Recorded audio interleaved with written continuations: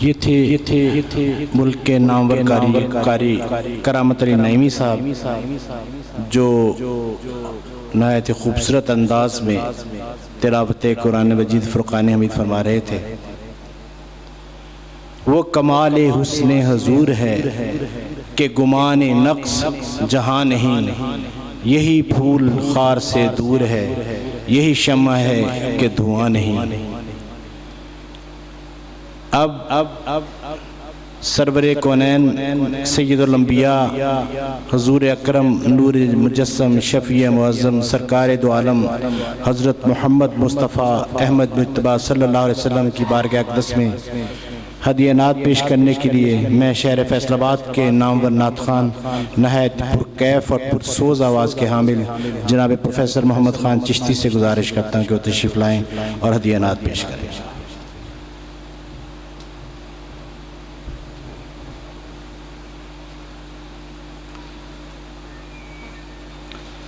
درود پاک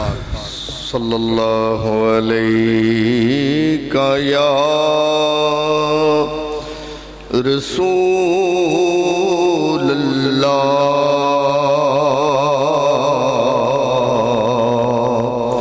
وسلم علیہ یا حبیب اللہ۔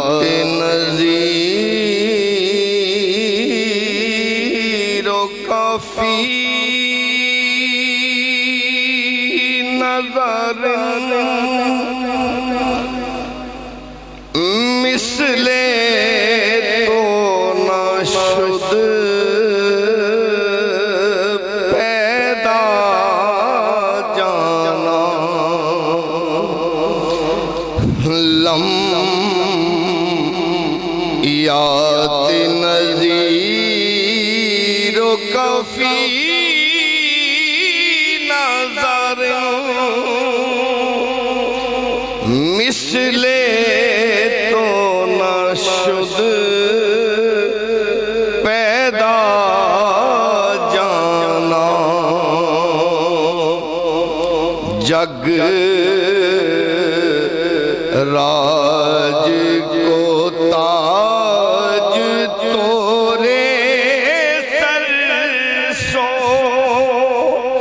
ہے، تجھ کو شہ دوسرا جانا۔ جگ راج کو تاج تورے سر سو ہے، تجھ کو شہ دوسرا جانا۔ البحر علا والموج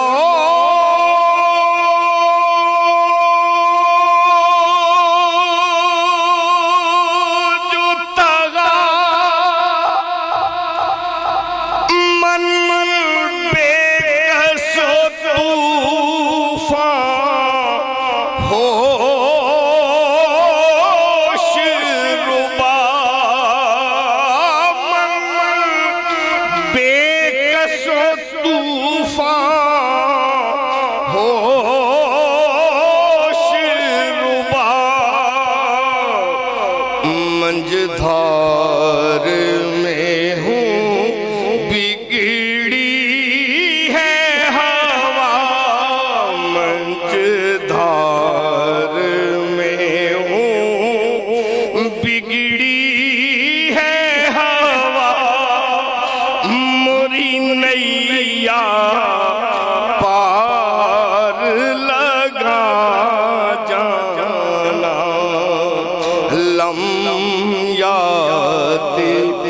نظیروں کافی نظر مثل تو نہ شد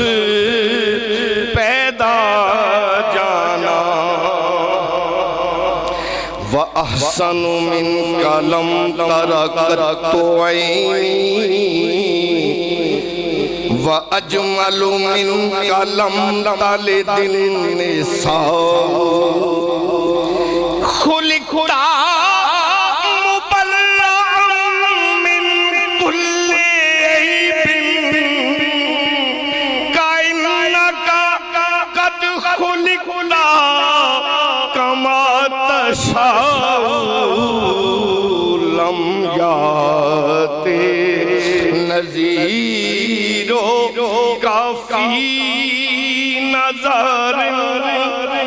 مثل تو نہ شد پیدا جانا یا شمس نظر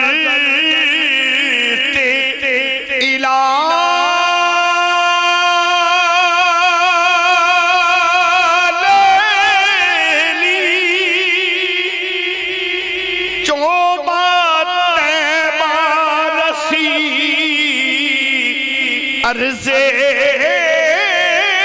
بکنی توری جوت کی جھل جھل جگ میں رچی توری جوت کی جھل جھل جگ میں رچی موری شب نے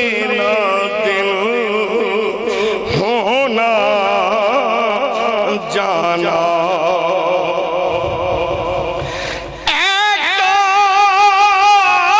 کالی کملی والڑیا سر سایہ کالیاں بدلا دا تیری نظر ہوئے دن چڑھ جاوے تیری جات دیاں کیا باتاں نے توری جوت کی جھل جھل جگ میں رچی موری شب نے نہ دن ہونا جانا انا فی عطش و سخاء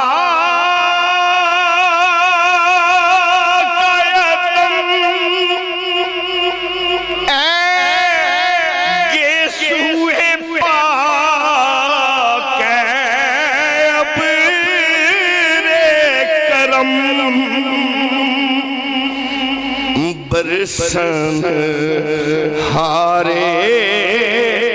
رم جم برسن ہارے رم جم دو بوند ادھر بھی گرا جانا لم یات نظیر کافی نظر مثل تو نہ شد پیدا جانا بس خامائے خام نوائے رضا نہ یہ طرز میری نہ یہ رنگ میرا نہ یہ طرز میری نہ یہ رنگ میرا ارشاد آہے با ناطق تھا ناچار اس راہ پڑا جانا لمحیات نظیر و کافی نظر مثل تو نہ شد پیدا جانا جگ راج کو تاج تورے سر سو ہے تجھ کو شہ دو سرا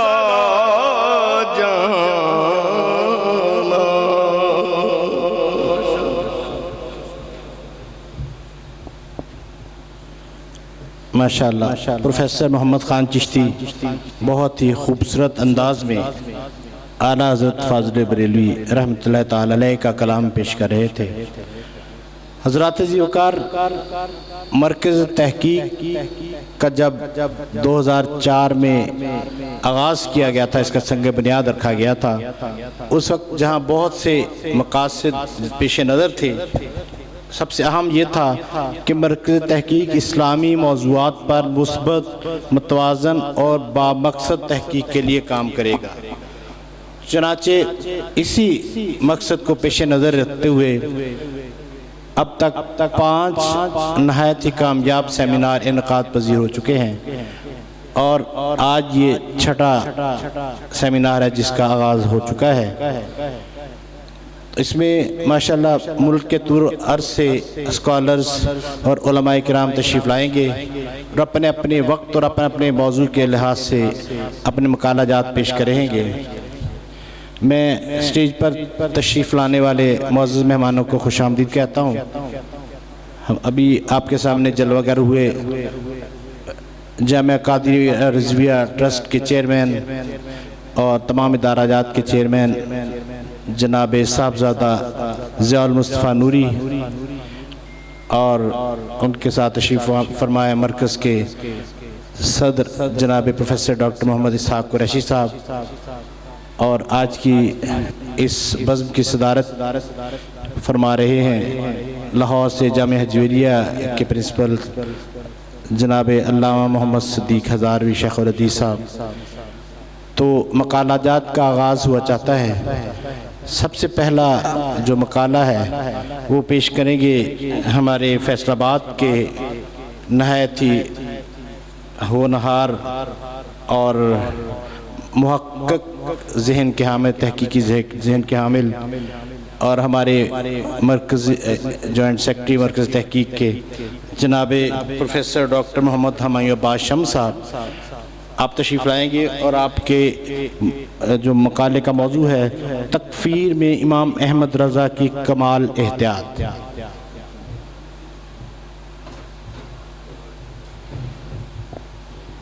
بسم اللہ الرحمن الرحیم۔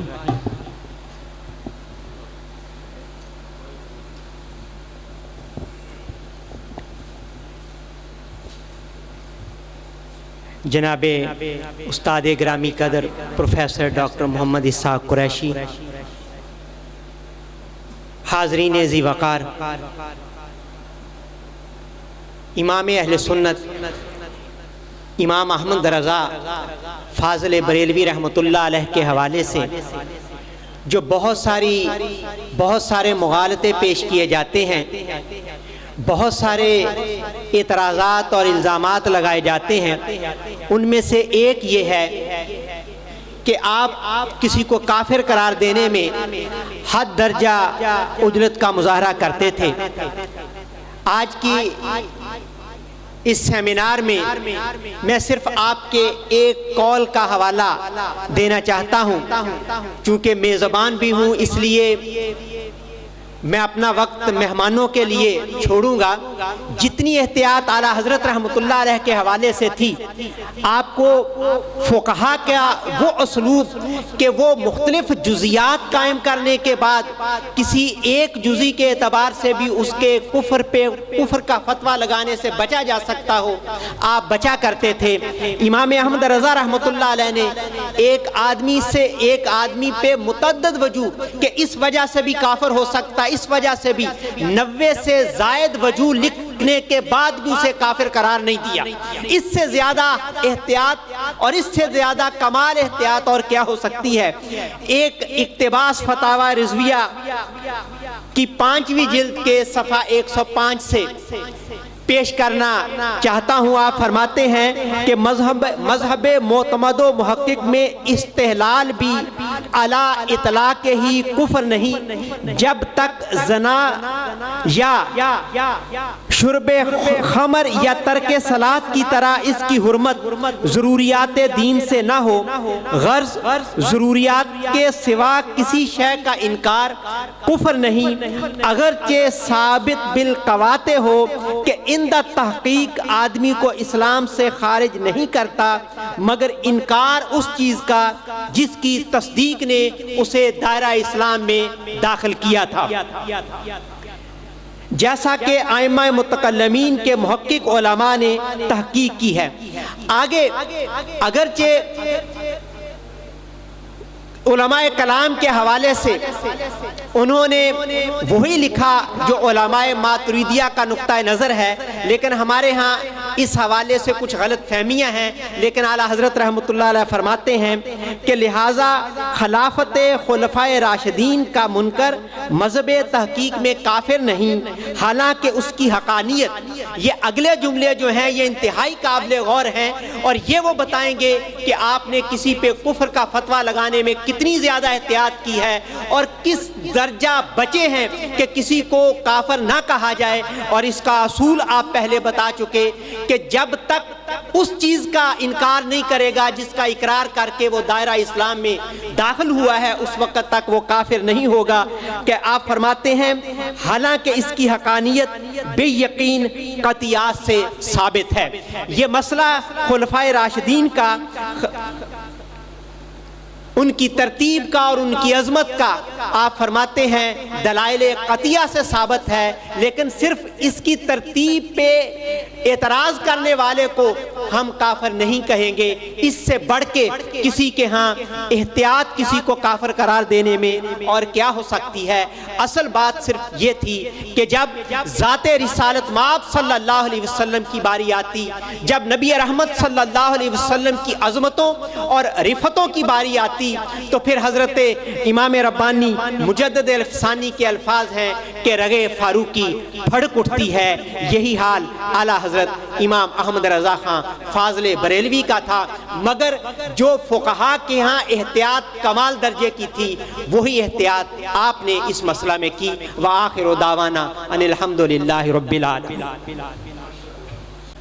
جتھے پروفیسر ڈاکٹر محمد ہمایوں عباس شمس جو نہایت ہی خوبصورت انداز میں مگر مختصر انہوں نے اپنے مقالے کا لب لباب پیش کیا. اب میں اگلا مقالہ پیش کرنے کے لیے ملتمس ہوں ہمارے فیصل آباد کے نامور اسکالر جو آج کل سانگلہ ہل میں مقیم ہیں جناب ڈاکٹر محفوظ احمد صاحب سے کہ وہ آئیں اور اعلیٰ حضرت کی تفسیری خدمات کے نمایاں پہلو اس موضوع پر اظہار خیال فرمائیں.